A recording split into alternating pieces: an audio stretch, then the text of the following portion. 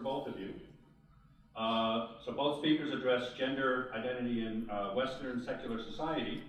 How would you adapt, or what would you might adapt if you're talking about third world or Islamic countries? As much as you can. So Christina, you can go first. Well, the research on gender difference cross-culturally is there, as I said, there's no society in the anthropological record where men are the nurturers and women are the warriors. In most societies that women are, as I said, more emotionally expressive, more risk-averse, more nurturing, and the men more rule-taking, risk-taking, and stoical. But one fascinating finding by a group of psychologists, led, I think, by David Schmidt at Bradley University in Illinois, they looked at differences between men and women cross-culturally. And they found that in personality, men and women are more different in the more advanced, the more prosperous and egalitarian society. In other words, they found that if you look at a couple in rural Botswana versus a couple of men and women in Copenhagen or Paris or St. Louis, the personality differences are greater. The women will be more expressive or more nurturing or more, and the men a little more extreme the other way. They tried to understand how could this be. They thought men and women would become more the same, the more egalitarian, the more opportunities. And they noticed things like more women, if you're in countries like, even what they do, in India or in Central America, they would find more women are studying engineering. And the numbers are closer for men and women in engineering or computer science, and they can come to the United States, and their numbers are greater. How can that be? So we say, oh, well, we're more sexist. No, we're not more sexist. We are a lot less sexist. We are more men, and what they hypothesize is that in more post-industrial societies, men and women have more choices. And we've seen that sort of gay liberation comes in the post-industrial society. It's more, that's where the movements really got started and taken off. And it may be that heterosexual men and women are able to be more who they are. And what they say is there's greater opportunities for self-realization. And so you will find that the women in the United States can mate it because the society is prosperous enough, although this could be changing, but up till now, it has been for a few decades. They can study what they want. They don't have to do engineering. They can do art history, or they can do Victorian literature. And so that explains the gender difference in the majors. It's not sexism, but it's freedom. So I think that we do have, I think that probably the mistake is to think that liberation means men and women will be the same. An indicator of liberation can be different. But it's tricky, sometimes it can be discrimination. Well, there's two answers to the question. First of all, as I said when I was speaking, we don't speak about masculinity as singular in essence. We talk about masculinities because it varies enormously from culture to culture or from different groups, different age groups, etc. But I want to take a couple of the things that Christina just said and amplify them.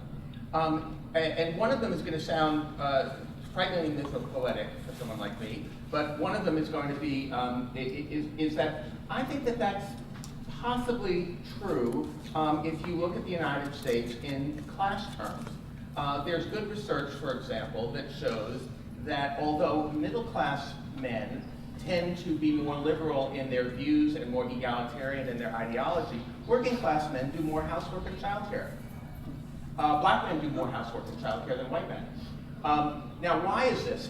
The argument, a study of EMT workers versus physicians in a hospital found that, of course, the EMT being working class and the physicians being more middle or upper class, the upper class men, the doctors, had far more egalitarian ideas, but they just didn't have the time. Whereas the EMT guys, their partners or wives were working full-time on split shifts, and somebody had to make breakfast for the kids. So it was a simple, who's gonna do this? So they were, in fact, more egalitarian in the lesser developed, let's just say. Now, there's one other thing, this is the part that's gonna sound frighteningly mythopoetic for someone like me to be saying. But one of the things about non-industrial cultures that we know that is not the case in the United States is that in many of those cultures, and if any of you have not yet seen the amazing January issue of National Geographic, go get it immediately and look at this. It is quite amazing. And you may not know that it has a picture of a trans person on the cover. It is about, and there's a photo essay by a friend of mine who has done, and it's about initiation ceremonies around the world. And one of the things that was really interesting about it was, when you are initiated in another culture, afterwards you don't have any identity crises. You don't worry if you're a man or not. It's a done deal. You're done, you're a citizen, you're part of the community, it's over. Whereas in the United States, we are proving it all the time. We have 70-year-olds giving speeches to Congress that are still proving their masculinity. It's relentless. It just sort of never seems to end. And so I'm thinking, and that's why, by the way, that is something that, there are a lot, we have those kinds of initiation rituals on college campuses, fraternities or military or athletic teams. But there's one big difference between every other culture that practices initiation rituals from the United States college campus. And you know what that difference is? In every other culture that does initiation rituals, it is the older men who plan it, who conceive it, who execute it, and who are there at the end to say, you've made it, you're done, you never have to deal with this again. And you know as well as I do, the more secure you are, this is axiomatic in social psychology, the more secure you are in your masculinity, the more you can let go and do things that are a little bit more gender nonconforming. You don't have to believe me. Authoritarian Personality, 1950, Nevin Sanford and his colleagues. So my argument is maybe these guys don't have anything to prove. And when you don't have anything to prove, you're allowed to be a lot more fluid in your gender performance. Maybe. So I just want to say that I'm sorry I can't get to everybody's question. There were so many good questions here. My head is exploding. Okay. So we need to talk about the trans issue because it came up about 40 times in my index cards. So I do want to first, though, address the question for Dr. Sommers. This is from someone in the audience. You talk a lot about differences between boys and girls, creating a them and us dialogue. Don't you think, though, that there are more differences between men and between girls than among boys and girls? Isn't this them versus us mentality harmful to both sides? Well, it's not a them versus us, it's us. I mean, and there are differences between the sexes. And it's just, if you look around and you see, of course, as early as play begins, there are differences in the way children are, and people say, oh, well, you can influence it. Yes, you can, up to a point. But you are also encountering a consciousness, and you have a male child or a female child, and they will not often cooperate with efforts to make them more, gender neutral. They have a school in Sweden called Igalia, and they thought maybe the way the questioner thinks is that why not just us? They don't say girls and boys. They say they don't say good morning boys and girls. They say buddies and friends, and they don't read stories. They've tried to eliminate gender as a category and just raise people. And it was actually an author at Slate who was spending time in Sweden, and she wrote about the school. She was interested to see how's it working out. What she found is that as soon as the teachers were away, the kids would revert to gendered play. And the boys, they might have been growing tomatoes on, on tomato sticks. The boys would get the sticks and start sword fighting, and they would have to intervene. They had to police the kids all day long, and as soon because they would revert to gendered play. They couldn't get rid of it. And I thought about that, and I think that we just be aware that liberation is partly letting people be who they are. I'm sympathetic to gay and lesbian and trans liberation movements because I just believe in letting people be who they are. Let the child tell you who he or she is. And most of them will tell you.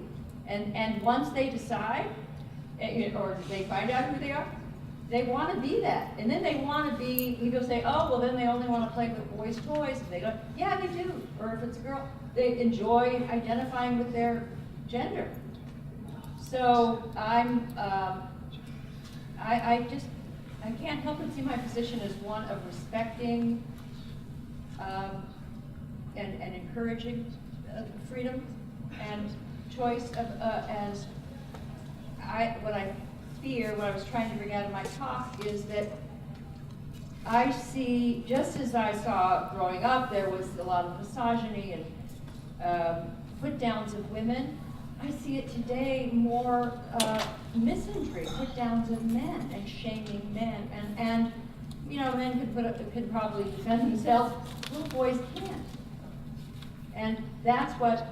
And if they're shamed for their boyness, they're shamed for their choices. We now have studies that show this could also be undermining their reading and writing skills because play is the basis of learning. And if you shame them or suspend them or make them feel bad at a very early age, you're encouraging that detachment from school. So I go back to my basic point is that sometimes the most respectful, liberating thing to do is to acknowledge difference where difference is real. Christina, I completely disagree on this, but we end up in the same place. I also want each person to be authentically who they are. But I challenge anybody to come up with a categorical biological difference that all males and no females have, or that all females and no males have. Or any job category, aside from wet nurse and sperm donor professional, of course, that would be only for biological males or only for biological females. And I don't think you will find any, because out of every single measurable trait, attitude, and behavior, women and men are far more similar than we are different. There are two bell curves, there are some mean differences. These are not categorical, they are about a distribution. The real story, as your questioner says, the real story is the variations among men and among women, which are far greater. That's the shape of the bell curve compared to those mean differences. So I think that we must talk about all of the, we should be talking as much about similarities as we are differences. And how do you know this? Every single student here at Lindenwood? Because what was the most successful educational reform of the 20th century? Co-education. And what does co-education assume? It assumes you can sit in the same class, listen to the same lecture, read the same text, take the same exam, be graded by the same criteria, and none of you has ever gone to the dean of students and said, well, like, I'm a Martian and my professor's a Phoenician, so like, don't I get a translator or extra credit? Nobody says that, and you know why? Because we are far more similar than we are different. Far more. That the real story is the differences among men and among women. Now, that does not in any way contradict the agreement that we have that each person should be who they authentically are and be allowed to discover who they authentically are.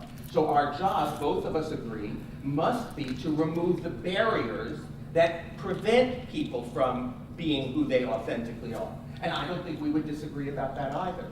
Now, the last piece of this, which you asked us to address, I think what's scariest about transgender to all of us who were raised in a binary world is it is like trying to walk in quicksand mentally. We don't know how to think this through. We don't yet know how to have the right questions. We don't have the right answers. We're having very dishonest conversations about it.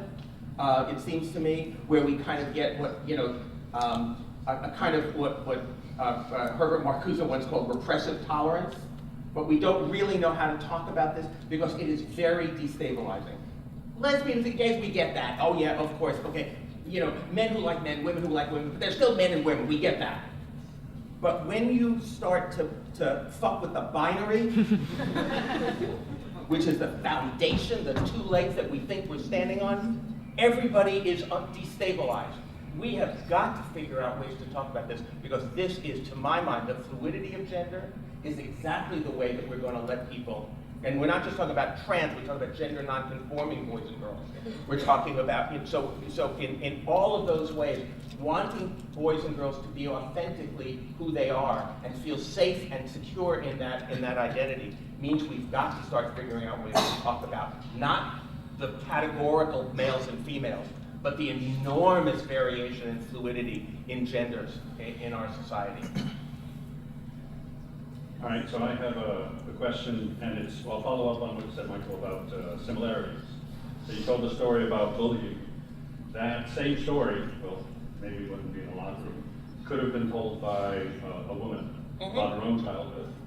I have two daughters, and bullying stories, they're almost exactly the same. But you told it as, they learned it through, some male learning. So where are women learning it differently or the same? So where is it coming from, or is that a difference or a similarity? It's a difference and a similarity. I told you we don't think either or, right? You didn't believe me. It's a difference and similarity.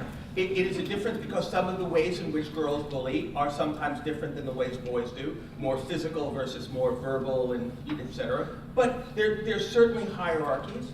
So they're similar, again, no categorical differences. There are people who like hierarchy a lot more than others. They're the ones usually at the top. So I think that this, of course, this could be told by a girl, and it might have been told by a girl in similar kind of language. What I was saying to me is what I grew up with, what it meant to be a man. Now, in the 8th grade, this was pivotal for me because the year before, I think it was in 7th grade, maybe 6th grade, when I first read the book that changed my life, which was, John F. Kennedy's Profiles in Courage, was the book that changed my life. And what that book was about men, all men, who did the right thing, even though they knew it was going to cost them. Men who knew that if they voted for women's suffrage, the vote from Tennessee was the one that carried in 1920. He knew he would never get reelected, and he did it anyway.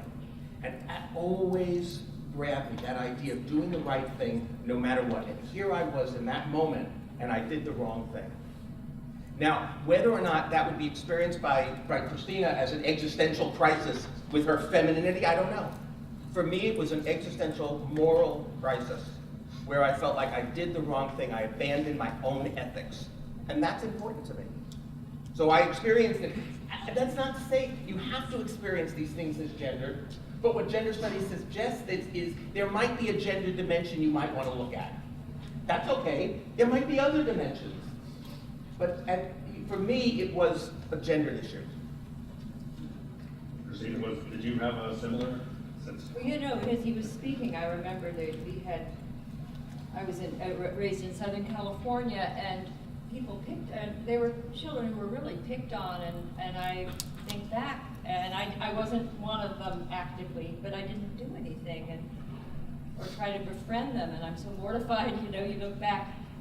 Now with boys and girls, what I've read is that, yes, boys bullying is more physical, and girls is psychological. Girls are what they call relational bullies.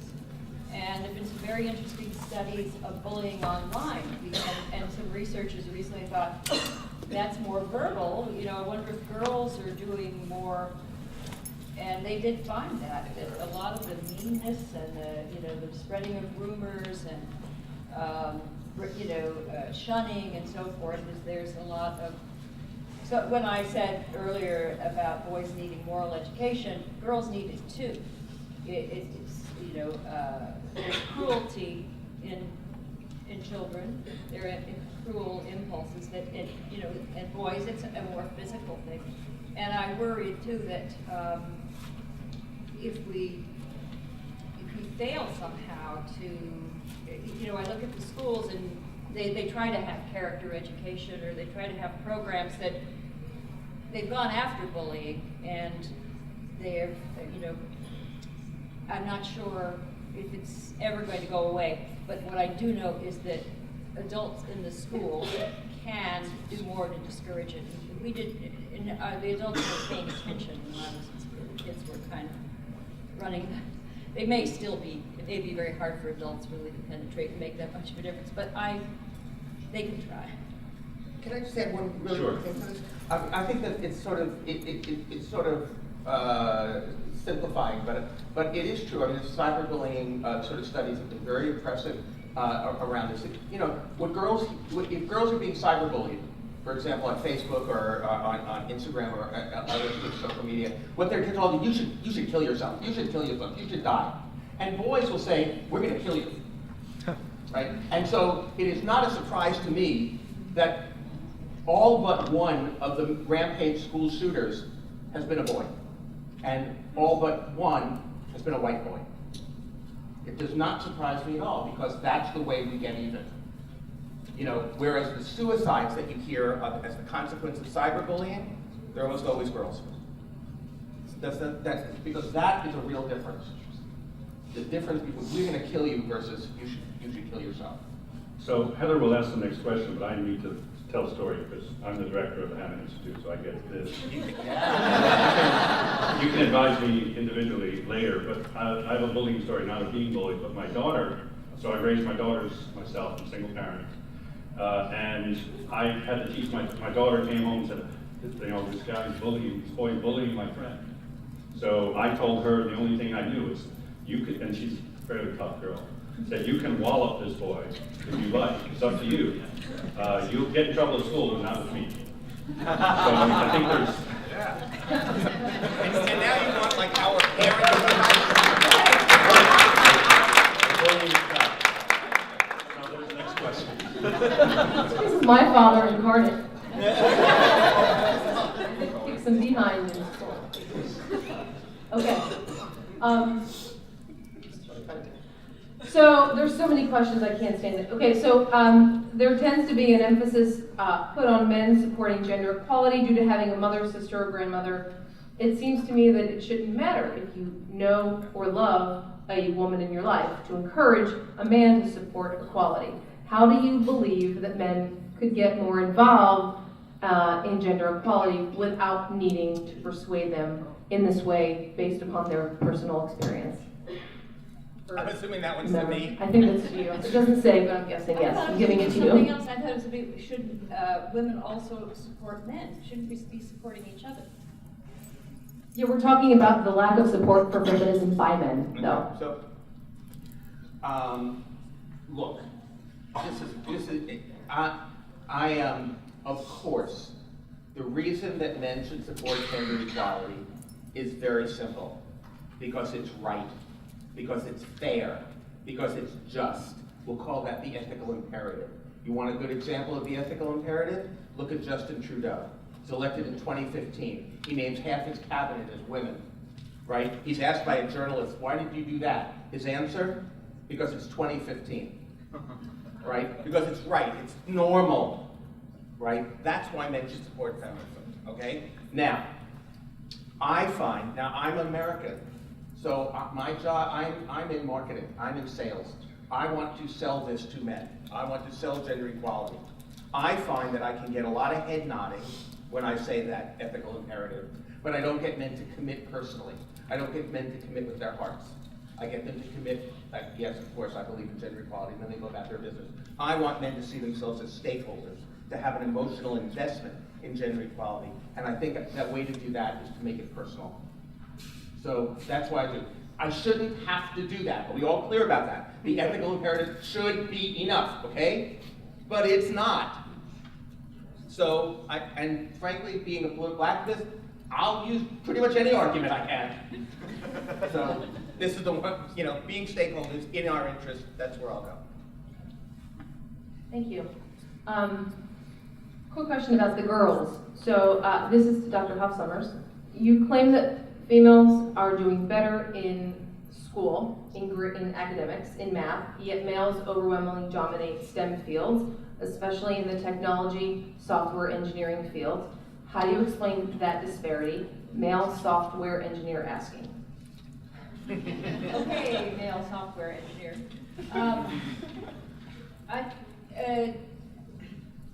There's I think, a simple explanation. I think women are less interested. That's all. They've done vocations tests, and they will ask you, what would you rather do? Get together work with people and talk about problems, or would you rather take a little machine apart, put it back together?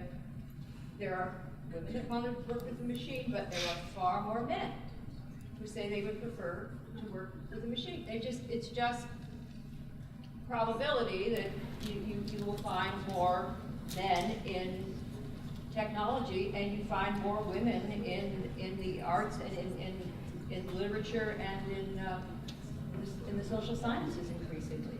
But I think it's a matter of preference. Kimmel, would you like to? Yeah, they said the same exact thing about law and medicine. And half of all law students are medical students. Exactly. And I'm saying that the reason that women were not lawyers and doctors or in law school and medical school was not because of preference, but because of discrimination. And when those doors opened, women came in. It was like Field of Dreams. If you build it, they will come. So, and I think this is really important. But there's two answers to this question. There's a recruitment question, like can we find enough qualified women for these sorts of things?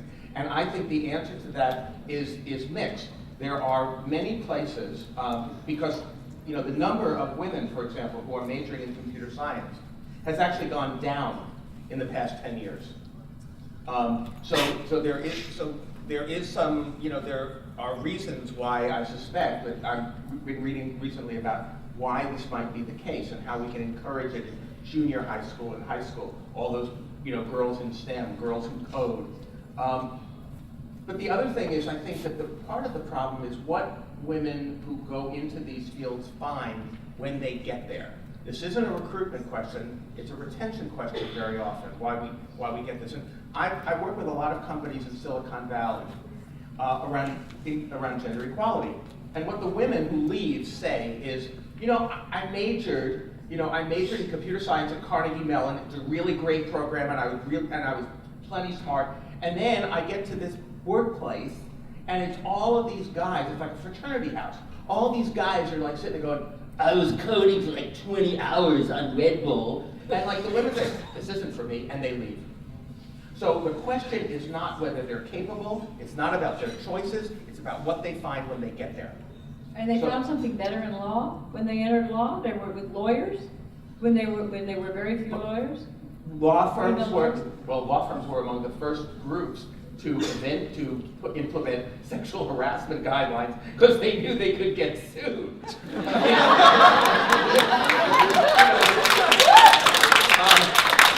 yes, I mean they counted that when they first went there, and they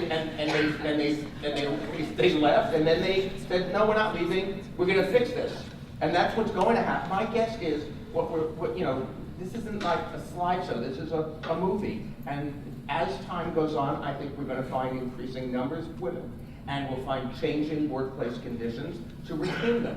And I think that's the future. But, that's the arc of history pointing to greater justice. I believe that. And do you think it's discrimination that there are, of the PhDs in psychology, it's 70% women? And is gender disparity favoring women? Does that indicate discrimination against men? No, I don't know.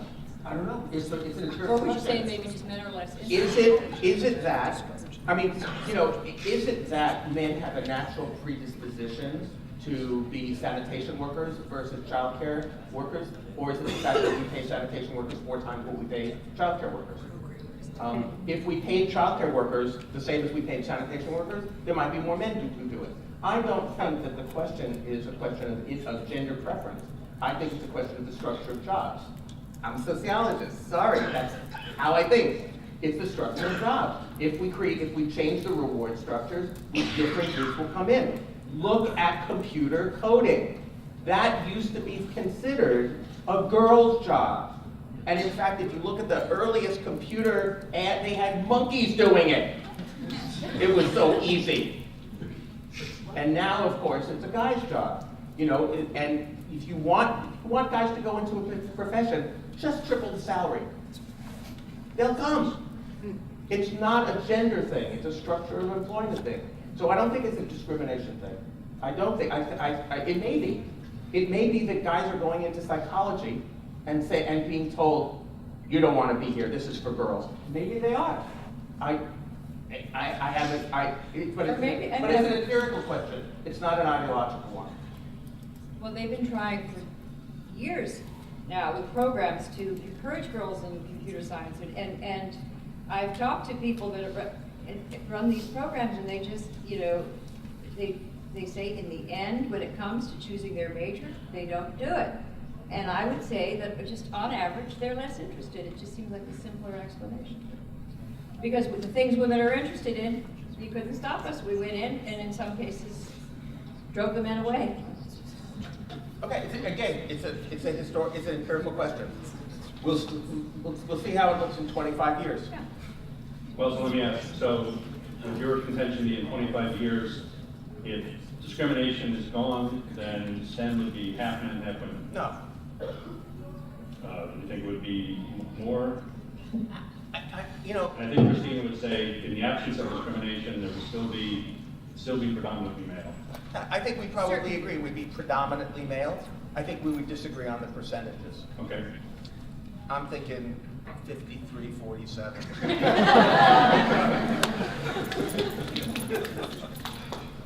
Because there's some mean differences, right? This question is for Dr. Hoff Sommers regarding intersectionality. Do you see intersectionality any differently, perhaps now, speaking about masculinity, and we're only speaking about masculinity because of intersectionality. It's one of the marginalized groups now. We're looking at masculinity as a potential disadvantage. Yeah, what I tried, I have these videos of Factual Feminist, and I have one on intersectionality, and I talk about Patricia Collins. And what I like about intersectionality, and why I think it was a real breakthrough, is that it was started by a group of African American feminists who pointed out that the women's movement was largely representing the interests of white middle class women. And they made the point that if it's a women's movement, maybe it should include women of color, maybe it should include Hispanic women. And if you look even now at the registration for the National Organization for Women, you find mostly white middle class women. So there's been pressure to acknowledge not only should the movement be more inclusive, but that women aren't a monolith. That among women, if you can be multiply marginalized, because in our society there are inequities, and if you are a black woman, it's double jeopardy. You have both race and gender, and then since then there are other groups that have come forward and saying there are obstacles for disabled, for if you're trans or gay, and people come and say, and I would say age enhanced. Science, ageism, and so forth. And I think that if you're a social scientist, you're an educator, you're working on a policy, you can't just talk about women, or you can't just talk about, even when Michael was talking about if you're a white man, immediately I'm thinking, which white men? Because there are rich white men, privileged white men that are at the top, but a lot of white men are not privileged by class, and they have a very different fate. They are not the CEOs of Fortune 500s. They are not going to be, powerful in law firms. And they've in many right now, in many cases, they've they feel they've been left out, left behind, and they have a different, you have to take that into account. And then if you look at education, and you say, okay, how are African Americans doing in education? Well, African American women considerably better than African American men. Most of the benefits of the civil rights movement in education accrue to African American women and not to the men. So there's another story. You have to look at it. So I like that when intersectionality does that, it makes us look at the social class, and then you get a different story. And it's not a simple one of this person oppresses that person. It's very complicated. However, what I don't like is what I've seen happen on the campus, which is that people are, which is identity politics. And you see a kind of tribalism on the American campus. And students are withdrawing into smaller and smaller groups. And there's a lot of hostility. And sometimes a kind of oppression Olympics, because they want to say, well, I'm more oppressed than you, and my groups are more oppressed than you. But they all agree that, you know, they're all more oppressed than the privileged white guys. And then some of the white guys say, well, no, I come from a background. No, I have you know, I'm on the, I have hyperactivity disorder, and I had to get over a disability. And then I'm just thinking, stop it, and see each other as friends, and find what unites you. And if you want to change the world, find like what causes are there that should unite you and to turn out into the world. If you're, especially kids at an elite college campus, there's a world out there that needs you. And I see so many students turning inward on their, and they say, you know, they want to, they're trapped and not, you know, facing out to the world. And this seems to be very unfortunate. And that's where we're getting this microaggression monitoring and trigger warnings. And everybody's wanting a safe space from the other. And it's not healthy. It's creating havoc. Thank you.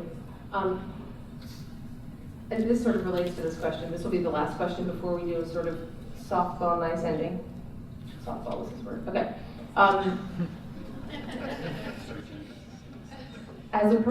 Yeah, it is.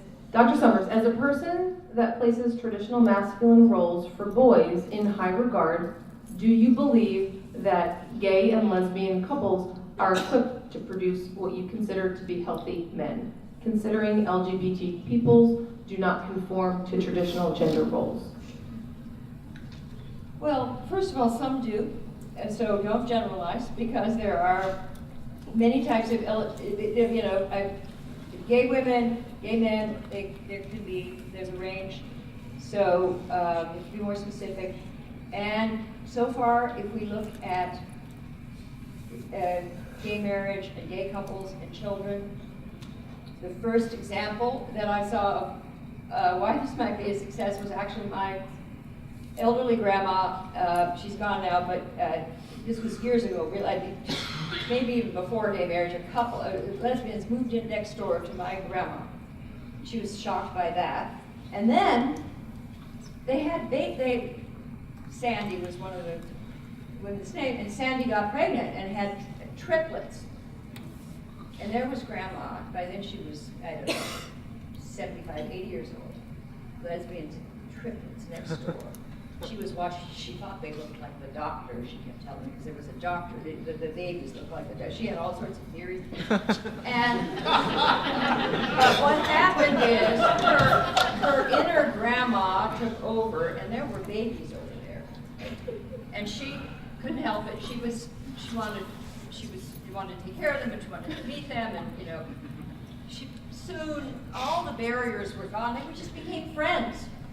And she just began to perceive them as the prejudices in this woman, born long before any note of gay liberation. They fell apart because of the neighborliness, because of intimacy, and that's what I think on the campus is, if you want to break down barriers, it's by letting students get to know each other.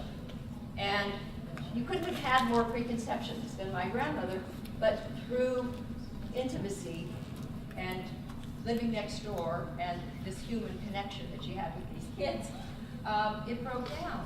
So that's what I see, and I think that the gay movement is a success. It will continue to be, because as more and more people saw their own families, they saw their own neighbors, they saw humanity. Were their children, were their sons or were they daughters, the triplets, were there boys or girls? I was concerned about the question was about the raising of boys in LGBT families, and if the divergent ways that we see, or if we allow boys elasticity, right, it won't always conform to something so codified as maybe you might envision. So what do you, I'm just sort of, the question was, do you project that they'd be successful parents in raising children given their variant? So far they seem to be, and you know, it may be that if you have two women and they have a little boy, they'll probably find, they'll have friends, they'll have male role models, they'll have relatives, so they might compensate that way. So much related to this, do you think it's different if, say, this becomes more common? Is it different than what's traditional? So the roles will change, the issues you see. I have two responses to this. My first response is, I think we're paying too much attention to form and not enough to content. Here's what children need: time, love, patience, and that can come in any number of different packages. Patience. Sorry, I was just thinking my own kids. Yeah, patience. A lot of time, a lot of love, a lot of nurturing, a lot of, just being there with them. That's what kids need. And, a traditional heterosexual couple can do that, and lesbian couples can do that, and single moms can do that, and gay male couples can do that, and single dads can do that. Because the question's not the form, the package. The question is what's in it, the content of it. And children will thrive if they get a lot of attention, a lot of time, and a lot of love. Period. Now, that assumes, the question that you're asking is, would it be better or worse, is it harder? That assumes a gender equal, non-discriminatory world. But we are raising children, and then we're sending them out into a world that values some children over others, that values some parents over others, and then we're saying, oh, and it's their fault that they did, that if their kids have problems. I'm sorry, but the question then is the world that we're sending them to, and not the question about the package it comes in.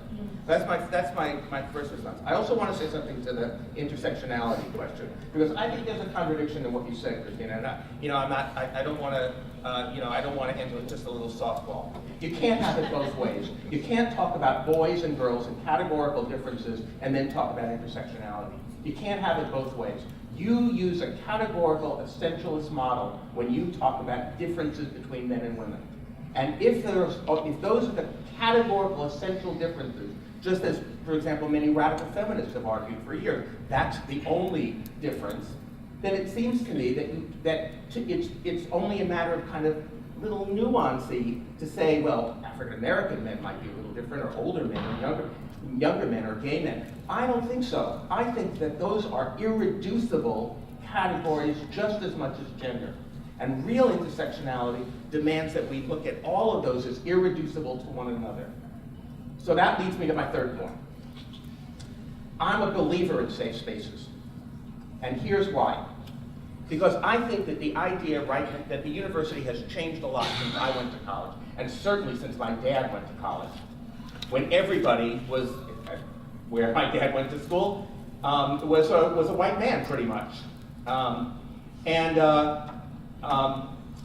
I think the idea of safe spaces is important, and here's why.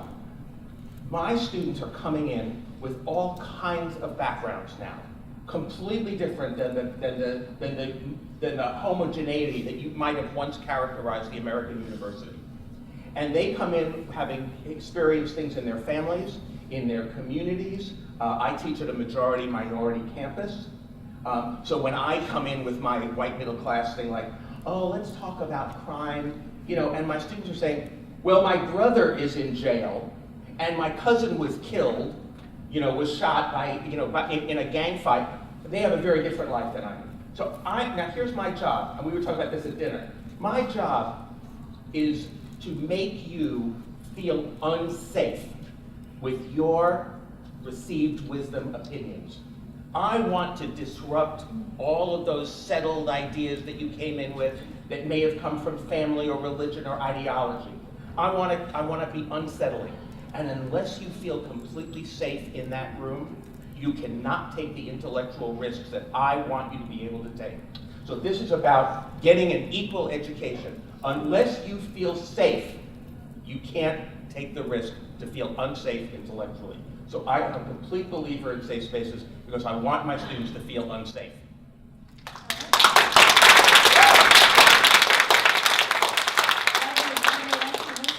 But never mind. You taught. You didn't want your students to take a risk. I don't understand what you mean about the classroom being a safe space. The world is not a safe space. And and students, and they come into a university, I think it's encouraging a kind of neurosis, and to start thinking of yourself as traumatized and panicked, and I can't cope. You can cope. You have to be strong. And I worry that this new fashion, because it didn't exist 10 years ago, that it's creating a whole culture of fragility. I don't think it's fragility at all. I think it's acknowledging that people come in with different experiences. Experiences that you and I may not have had. But when I sit there and I talk about very sensitive topics, right? I'll talk about, in my class on gender or sexuality, we talk about sexual abuse, we talk about sexual assault, we talk about, and we talk about things that some of them have experienced. Unless they feel that they're safe in that room, they can't think through intellectually. They would be stuck there. This is not about neurosis. This isn't about sucking it up, Christina. Well, Just get over it. How would a This safe is about space? getting over it. What would a philosophy class? What would you want me to do if I were the professor? Because right now, professors are so worried because they someone could feel unsafe on almost any topic. You could be studying colonialism, you could be studying war. There were some professors at Harvard University that students, when they were studying criminal law, they were told that students felt unsafe when they were talking about assault and sexual assault. And these were future lawyers. Mm-hmm.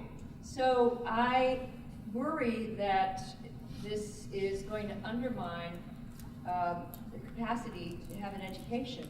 That the classroom is not a center. It's not a center for therapy. It's for learning. No, exactly. It's not. But I think that our model of how we're supposed to teach. This is why it's a confrontation for us. I think our model is we teach from here up. Students come in and they have these disconnected minds, and we want them to engage with their world, and et cetera. And they come in with bodies. They come in with experiences, and those experiences can be often triggered in a classroom so that they are prevented from learning. So now I am not saying that you should be a therapist. Don't practice therapy without a license. I don't do that. No, I'm not. This is not a joke. I am serious. I am a professor of sociology. My mom's a psychoanalyst, right? And so I would never, in a million years, pretend to do therapy with my students when they come to my office hours. But I sure know where the counseling center is, and I sure have taken students over there. Because when students want to say things to me, right, as the professor, which something has been triggered, I want them to know that there is a support system, that there are people that are trained to deal with the kinds of issues that they may be going through. Issues that we did, when we were college students, there was no Office for Disability Studies. Students didn't get extra time for exams. Students didn't get they get a lot of those sorts of services now. Good, because we're finally letting those same students come to the same universities. And we're acknowledging that they are different. This is a celebration of those differences. They come in with different lives, different experiences. I have students who are older, students who have been veterans in the Gulf War and were experiencing PTSD. How can I possibly ask them to sit there and talk about war intellectually without acknowledging the embodiment of their experience? Well, we see it differently. I don't know several times people have tried to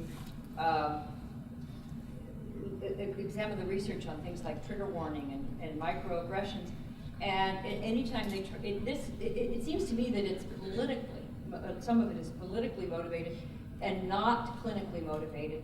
We looked at, this professor at Harvard was trying to find the basis for trigger warnings, and do they work?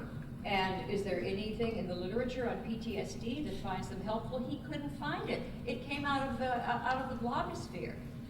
It's not, so a lot of this, I just think I think colleges, we want to do right by students. And we want to provide the best possible environment for what they're supposed to be doing is learning. And we better be careful not to indulge fashions that may have no basis in reality, in clinical literature, that you might not be helping them. And that's my question. But if these things are Look, the first distractions. Correct me if I'm wrong. The first rule of therapy is you don't tell someone their feelings are wrong. Their feelings are real. They may not be. But we're not doing therapy. I'm not doing therapy. But I'm saying, you're telling people that there's no such thing as you're triggered by that? Sorry, there's no such literature. There's no such thing. There's no such thing as a trigger. No, I didn't say that. I didn't say that there's no such thing as being triggered. I said there is no evidence that coming into a classroom and someone, you're a class in economics, you're a class in that the professor writes something and then you're triggered. And the thing that psychologists found in the review that I read is that often if you do have PTSD, you don't know what will trigger you, and it can be something totally unexpected. Second thing is to treat someone that has PTSD, there's a gradual exposure, not a hypersensitivity, and teaching them to be alert. Oh, warn everybody, everywhere you go. No, you try to, so what they were claiming is that this was not based on any research by psychologists, that it was coming from a practice in the feminist blogosphere. I have a quick interjection real fast. If I have a quick question about the accommodations office that I began teaching university when I was finishing my PhD in the late 90s, and I never heard of an accommodations office, but there is one here, and right. So even me, I've seen the paradigm shift into and I gotta tell you, and I have a son who is ADHD, OCD, mild Tourette's, all the scope of things that I'm hoping that universities and schools will meet him halfway, right? I want him to go to the accommodations office and give his paperwork in and make sure he gets extra time for papers, for tests, whatever. Do you see those kinds of accommodations offices, though, are the kinds of spaces that facilitate the idea of being sensitive to a That's absolutely student? fine. I'm talking about the classroom. If your classroom has to be defined as a safe space. How are you If you making have to go through your curriculum and see, is there anything that could upset someone? If you have that, professors, they're already not going to assign that. They're starting not to assign texts because they're afraid they will be considered. But look, here's an example of a trigger warning. Okay, here's an example of a trigger that we didn't know was a trigger, and then we did, and then it stopped. Do you remember when there were those all-male classes in biology, and the professors would use pornographic pictures of women to talk about anatomy? And the women who finally started showing up in those classes said, that we don't like that. And the professor said, suck it up, get over it. This is how we teach. And the women said, we don't like it. And then it stopped. They were triggered by that. They felt, this is how my fellow students see me. They don't see me as a fellow student. They don't see me as an equal. They see me as a pornographic image. And I don't feel equal in this room. And that's what this safe space is about.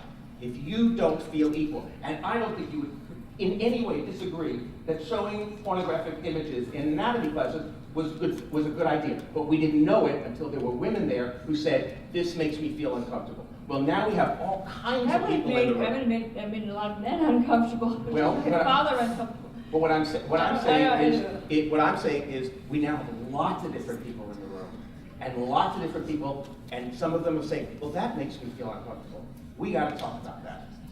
Stop the presses. Let's talk about why that makes you feel uncomfortable, right? if we can talk about it intellectually, it's a good class discussion. If we can't, then here are some resources for you to deal with the issues that you're having. It's just that simple to me.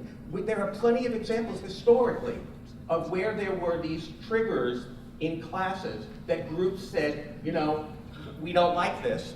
And people said, you know what, they're right. And I think that that's where 10 years from now, we will be saying the same thing. Oh my God, that was so heteronormative. I can't believe we said that. You are getting students who want trigger warnings for books like The Great Gatsby, and that for things fall apart. Therefore, I mean, there's just been an expansion of the. Are there triggering?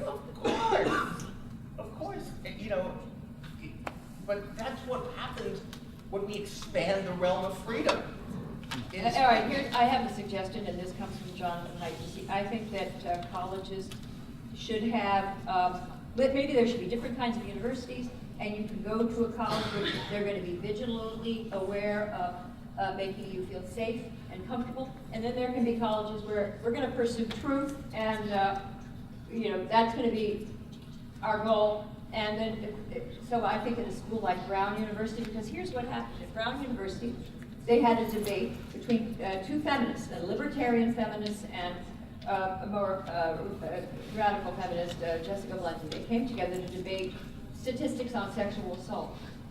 Several young women said they were triggered and they wanted a safe room, and Brown University, under the auspices of the president's office, gave them a room, and they had, to feel safe, and they had, this was in the New York Times, Judith Shulovich wrote an article, they had puppy dogs, films of puppy dogs, they had bubbles, they had Play-Doh, and I'm looking at this, and I'm thinking, what does this have to do with with you know, these young women, and they're demanding it as feminists on campus, that this is the accommodation they want. And to me, it looks like fainting couch feminism, or you know, women wanting this kind of protection from a debate. And I spoke at Oberlin College, and they were triggered. The students were, oh, she's coming, and she has, you know, her style of feminism is denying our lived experience. And 30 women fled to a safe room, and a therapy dog. I triggered a therapy dog. I thought they fled. Great. And I'm just thinking, so it moves. So now what's triggering them is debate. It's opinions that make them uncomfortable, and speakers with whom they don't agree. So there has been this trend towards, I think, anti-intellectualism. I don't think we can run a university that way. Okay. On that note, folks, I think we need them both back next year. That's just my personal opinion.